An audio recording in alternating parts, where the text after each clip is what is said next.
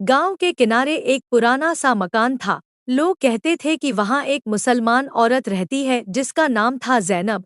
ज़ैनब बहुत कम बोलती थी, हमेशा सादा लिबास, सिर पर दुपट्टा, आंखों में गहराई।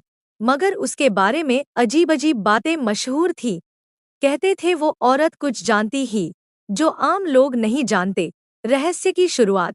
हर रात जब पूरा गांव सो जाता, ज़ैनब के घर से हल्की सी रोशनी दिखाई देती।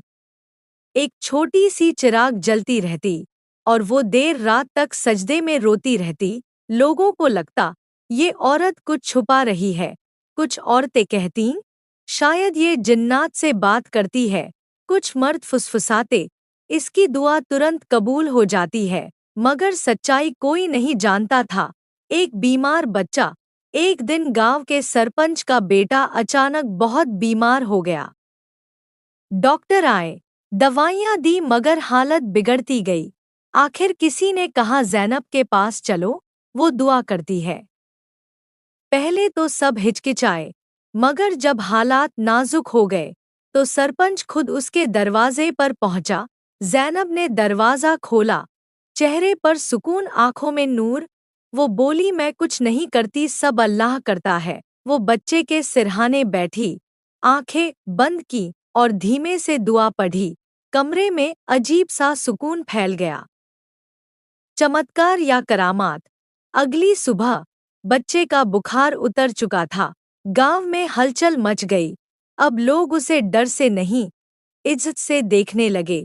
मगर असली रहस्य अभी बाकी था। एक दिन गांव की एक बूढ़ी औरत ने उससे पूछा, तुम्हारी दुआ में ऐसा असर कैसे?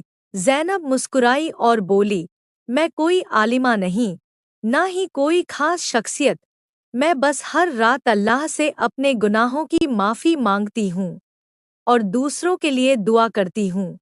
जब इंसान खुद को कुछ नहीं समझता तो अल्लाह उसे बहुत कुछ बना देता है। लोग समझ गए रहस्य किसी जिन्न या जादू में नहीं था।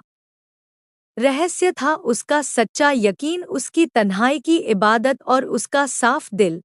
कुछ महीनों बाद एक रात वो चिराग नहीं जला। सुबह पता चला ज़ैनब इस दुनिया से रुखसत हो चुकी थी। मगर आज भी गांव वाले कहते हैं, जब कोई मुसीबत में होता है तो उसी पुराने मकान से सुकून की हवा चलती है और लोग समझ जाते हैं सच्ची इबादत कभी खत्म नहीं होती।